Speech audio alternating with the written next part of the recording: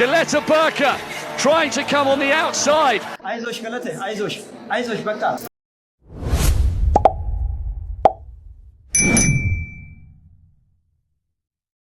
ሄሎ ሰላም ጤና ይስጥልኝ። እንዴት አደራችሁ? እንዴት ዋላችሁ? እንዴት አመሻችሁ?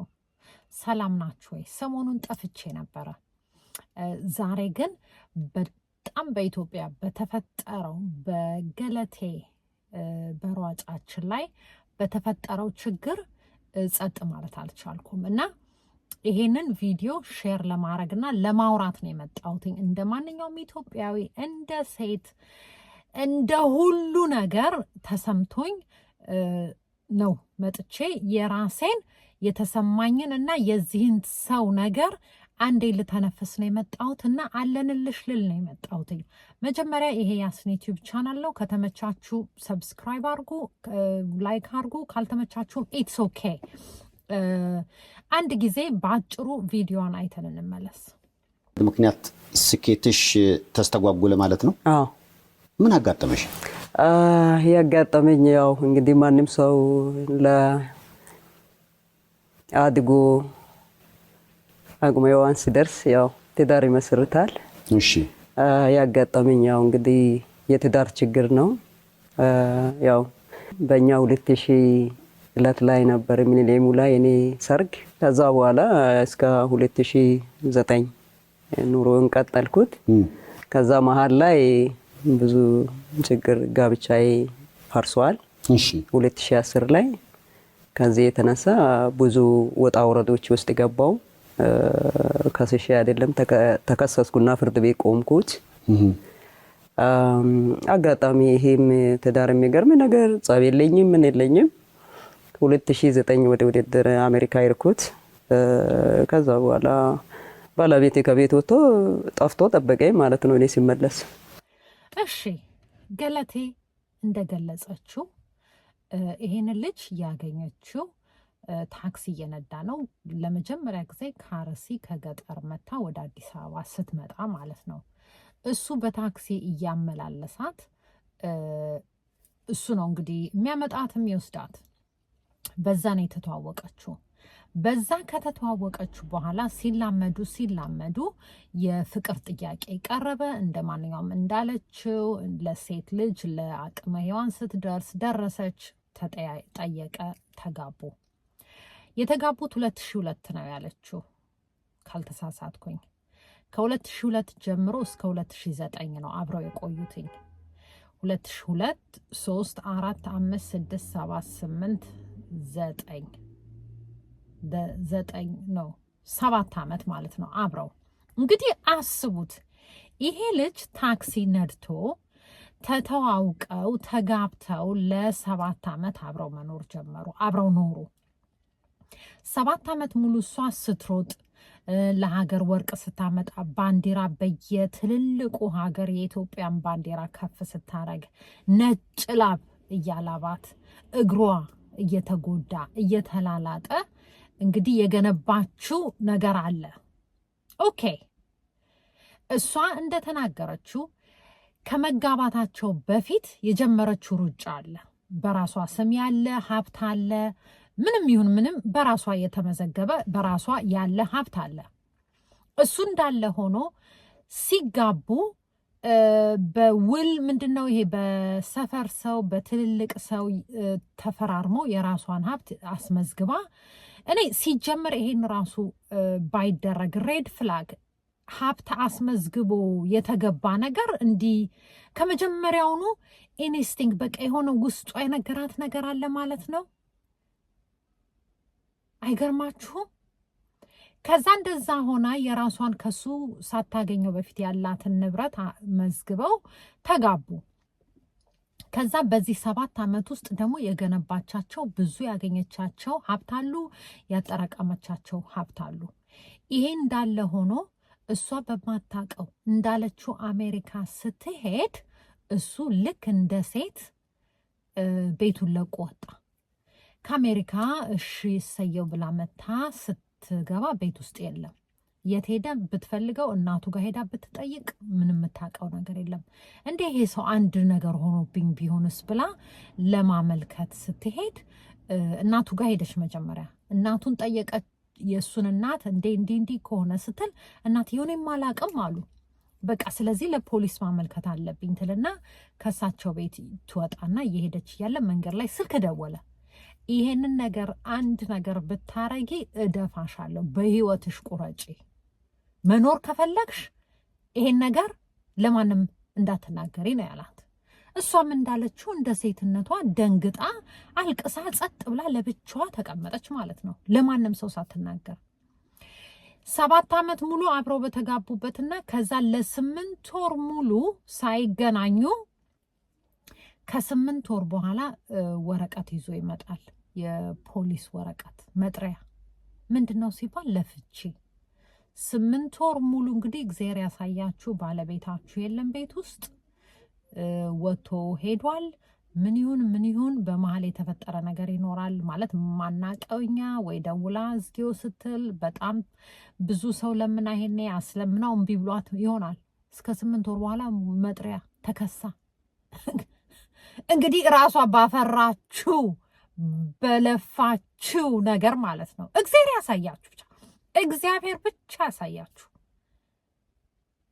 ደግሞ የት ሄደ ሲባል የት ነው ያለው ጸበል እነሱ ደግሞ ጴንጤ ናቸው ክርስቲያን ናቸው አንጀሊካ ነው ያለችው የሆነ ነገር ይሄን ሁሉ አስቡት ደግሞ ታዋቂ ስትሆኑ የሀገር አስጠሪ ስትሆኑ እንዲህ አይነትን ችግር ማብራት በጣም ያስፈራል ቅሌት ነው የሚመስላቸው ቅሌት ወይ ከስፖርቱ አባረራለሁ ብላ አስባ ይሆናል ብቻ የሚያመጣውን ተጽዕኖ አስባ ዝም ማለትን መረጠች ከ8 ወር በኋላ መጥሪያ ተሰጣት ከዛ በቃ ሙሉ ውክልና ደግሞ ሰጥታው ነበረ ምንድነው አሁን ያደረገው ከ11 ቤቶች ላይ አንዱን ቤት እየኖረችበት ነው 10ሩን ቤት በህግ ውክልና የሰጠችውን ለማስመለስ ስትሞክር እንዳለ በሰው ስም ነው ያለው ቤቶቹ ተሽጠው ተለውጠው 4 መኪና ተለውጠው ተሽጠው ከዛ ደግሞ አንዱ ደግሞ በጣም የሚያሳዝነውና የእናትየው የሱም እናት በጣም ያሳዝናል በመለስ ዜናዊ ጊዜ የተሸለሙት ለእንዳለ ለሯጮች የተሸለሙት ቤት አለ እሱ ቤት ውስጥ እናትየውን አስገብታቸዋለች እዝጊው የሚያስብለው ምን እንዳደረገ በ200,000 ብር ለእናቱ ሸጠው እንግዲህ የሚስቱን ቤት ለእናቱ በ200,000 ብር ሸጠ ይሄ ሁሉ ሲካሄድ ህግ የት ነበረ እሷ ህግ ጋር ሄጄ አለች በቃ ያልደር እስከ መጨረሻ እስከ ጥግ ድረስ ሞክራ ነው እዚህ ሶሻል ሚዲያ ላይ ለመምጣት የተገደደችው ህግ ጋር ሄዳ ማለት ነው ምን ያህል እጁ ረጅም ቢሆን ነው ምን ያህል ማፊያ ነው ያለችው ትክክል ስም ነው ምን ያህል ቢያስፈራራቸው ምን ያህል ብር ቢሰጥ ምን አይነት ፓወር ቢኖረው ነው እነዚህ የህግ እንዲህ ተምሎ ሐኪም መሆን ሎየር መሆን የህግ ሰው ሞልኮ መጽሐፍ ቅዱስ እንዲህ ተመቶ ለህግ ገዛለው ህግን በስርዓት ላስተላልፍ ለኦቤይ ልደረግ ህጉን በስርዓት ሳላዳላ ሚዛናዊ በሆነ ነገር ልሰራ ተብሎኮ ተምሎ ነው እሱ ስራ የሚያዘው አሁን ምንድነው የተደረገው ኖ ጉቦ ከተሰጠ ህግ ምንም ምክንያቱም እንደ መሐላቸው ይሄን ስራ ሲገቡ ቃል በገቡት መሰረት ቢሆን ይሄ ምንም 5 ዓመት የህግ ዓመት 3 ዓመት የህግ ዓመት የህግ ትምህርት መማር ያስፈልገው በቃ የእውነት ውስጣችን ሞራል የሚባል ነገር አለ ሞራል እንዳለ ሆኖ ተጨምሮበት ዕውቀት በጣም ቀላል ነው ፍትህ ለመስጠት ለዚች ልጅ በጣም ቀላል በጣም መቅለሉ የቱ ጋር እንደሆነ ታውቃላችሁ እሺ እኔ አሁን የህግ ሰው ሆንኩኝ ሎየር እንዲሚመቱት ወንበር እንደገና ደግሞ ምንድነው ጠበቃ ሆኜ ወይ ደግሞ የሆነ ነገር ብሄድ ምን ልል እችላለሁ የመጨረሻ በህጉ መመራት በህጉ መሰረት ለመስራት እኔ ብገባ ምንድነው የሚደረገው ኦኬ እነዚህ ልጆች ተጋብተው ነበር እንደው ቢቀር 10 ቤት ይቀር ቢቀር ህጉን በተመለከተ ኦኬ እነዚህ ልጆች ከተጋቡ 7 ዓመታቸው ነው። ከ2002 እስከ 2019 ከ2002 እስከ 2009 የነበረ የገባ ገቢ አለ። በዛ ሰዓት የተከማቸ ሀብት በሁለቱ እያሉ እሱን አይቼ በዛ ሰዓት የነበረ ሀብት ካለ እኩል ይካፈሉ እላለሁ። ምክንያቱም ባልና ሚስት ስለነበሩ የፈለገ ተጣልቶ ቢወጣም ብትወጣም ህግ ላይ ደግሞ ስንመጣ ህጉ ራሱን ያቀፈ ስርዓትና ደንብ አለው። አትሊስት ከ10 ቤት 5ቱን መልሶ ለሷ፣ ከ4ቱ መኪና 2ቱን መልሶ ለሷ ተከፋፍለው በሰላም በጤና እሷም እንደገና የራሷን እንትን ታካብታለች፣ እሱም ደግሞ የያዘውን ሚስቱን ልጁን ይዞ ይኖራል። ይሄ ነው ህግ። በህግ እንወስን ከተባለ አዎ እሷ ያፈራችው ሀብት ነው። አዎ ግን አብረው ኖረዋል 7 ዓመት። አዎ ስለዚህ ህጉ ምንድን ነው የሚለው? ኦኬ እኔ እሷን ስጠብቅ እሷ ውጭ ስትሯሯጥ እንዲህ ስታረግ እኔ ቁጭ ብዬ ስርዓት ሳስኬድ ምን ስል ይገባኛል ሊል ይችላል።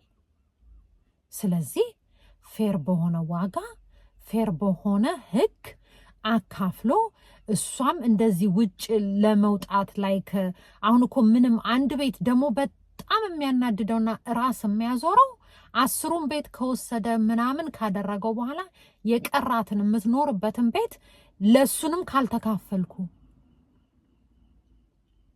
እና ይሄንን ህግ ጸጥ አለ። አሁን ይቺ ብርቅ ድንቅ የሀገር ሰው ናት። ኢትዮጵያን ከፍ አርጋ ያሳየች ሴት ናት። ይቺ ልጅ ሰርቅ አይደለም። ይቺ ልጅ በወንድ ተንተርሳ አይደለም ይሄን ብር ያገኘችው። ይቺ ልጅ ላቧን ጨፍ አድርጋ ያመጣችው ብር ነው። አይን ያየው ፀሐይ የሞቀው ነው። በላቧን ያመጣችው እሱ ሰጣት ሊባል አይችልም። እንዴት ይሄ ህግ ማየትና መፍረድ ያቅተዋል? እንዴትስ ለዚህ ለረጅም ዓመት ያስተጓጉላታል? ለምንድን? ምን ያህል ይሄ ልጅ ምን ያህል ብር ቢሰጣቸው ነው ወይ አይ ዶንት ኖ ምን ቢያረግ ነው እንዲህ አይን ያወጣ ፀሐይ የሞቀ ኮራፕሽን ህግ ያልተጠበቀ ልጅቷን የተሰቃየችበት ምክንያቱ ምንድን ነው እንዴ? ወረቀት የያዘውን በቃ እሷ ህግ ሙሉ ሰጥተዋለች። ሙሉ ብትሰጠውስ አትሊስት ግማሽ እቃዋን አታስመልሱላትም? ምን አይነት ህግ ነው? ለምንድን እንዲህ ሊሆን ቻለ? ይሄ በጣም የሚያሳዝንና የሚያስደነግጥ ነገር ነው። በጣም እንደገና ደግሞ ውክልና ምንድን ነው ያለችው? በመሃል ለሰይፉ ስታወራለት ውክልና ከሰጠችው በኋላ ስታነሳ ውክልናውን ካነሳች በኋላ ባንክ ሄዳ ያንን የውክልና የተነሳበትን ወረቀት ሰታቸዋለች። ከዛ በኋላ ግን ብር ሲያወጣ ነበረ። ይሄ ወንጀል ነው። እንዴት ኤክስፓየርድ ባረገ ውክልና ይሄ ልጅ እንዲህ ሊያረግ ቻለ? ምን አይነት ፖዚሽን ቢኖረው ምን አይነት ምንም እኮ ቢሆን ከእግዚአብሔር በታች ነን። እግዚአብሔር እኮ ያያል። እግዚአብሔር እኮ ያያል። ለህሊና ለምንድን ነው የማንሰራው? የህግ አካሎች የእናንተ ልጅ ብትሆንስ፣ የእናንተ እናት ብትሆንስ፣ የእናንተ እህት ብትሆንስ በእናንተ እንዲደርስ የማይፈልገውን ነገር ለምን በዚች ላይ እንዲደርስ ፈለጋችሁ? ምን ያህል ቢከፍላችሁ ነው እንዴ? ህግ ብርቅ ነው እንዴ? 5 ዓመትም ተማሩ 3 ዓመት እኮ ተማሩ። መጨረሻ እኮ መቼስ ሞራል የሚባል ነገር አለ፣ ህሊና የሚባል ነገር አለ። እሱንም የተንተራሰ ያማከለ ነገር አድርጋችሁ ነው ህግ የምትሰጡት እንዴ? የኢትዮጵያ ህዝብ እኔ ዩቱበሮች፣ ሶሻል ሚዲያኖች እግዚአብሔር ይስጣችሁ፣ እንኳን ኖራችሁ እናንተ ይህን ሁሉ ቪዲዮ በመስራት እኔም ከዛን ያየሁትኝ። እኔ እኮ ቪዲዮ ራሱ ሰርቼ አላውቅም። አሁን ገና ነው የመጣሁት። በጣም ጠፍቼ ነበረ። ስለዚህ እኔም እንደ ማንኛውም ሰው የራሴን ጠጠር ልጣል ብዬ ነው የመጣሁትኝ። በጣም አልቻልኩኝም። በጣም ነው ያሳዘነችኝ። ምስኪን የሆነች ልጅ እና የህግ ሰው ባካችሁ አንድ በሏት። እንደው ከተቻለ ሙሉ ዕቃዋን ካልተቻለ ግን ሀፍ የሚባለውን 5ቱን ቤት ወስዶ 5ቱን ይመልስ፣ 2ቱን መኪና ወስዶ 2ቱን መኪና ይመልስ።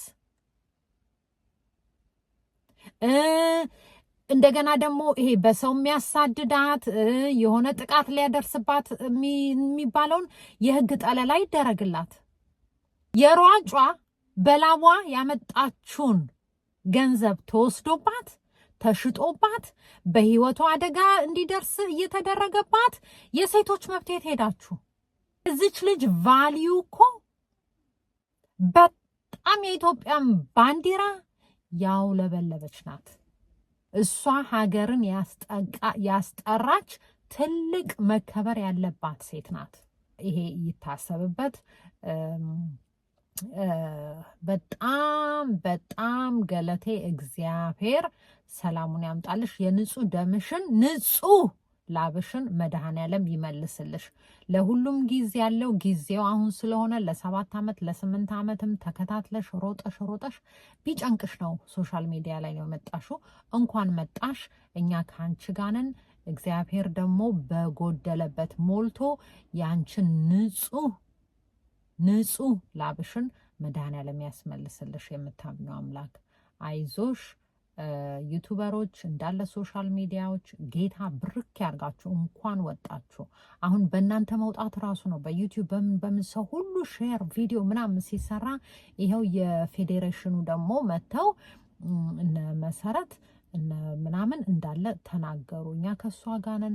አይኖ በመሀል የምታውቀው ነገር ብዙ ይኖራል። ብዙ እነሱም ጥረው ይሄኔ እምቢ ብሏቸው ይሆናል እሷን ቀድመሽ ውጪ ከዛኛ ተከትለን እንትን እንላለን ብለው ያሉትና በጣም ነው የሚያሳዝነው። በወንዶችም ጥቃት አለ፣ በሴቶችም። ይሄኛው ግን አይን ያወጣ ፀሐይ የሞቀ በጣም የሚያስጠላ፣ በጣም የሚያስፈራ፣ በጣም የሚያሳዝን ጉድ ነው የደረሰባትና በጣም አዝኛለሁ።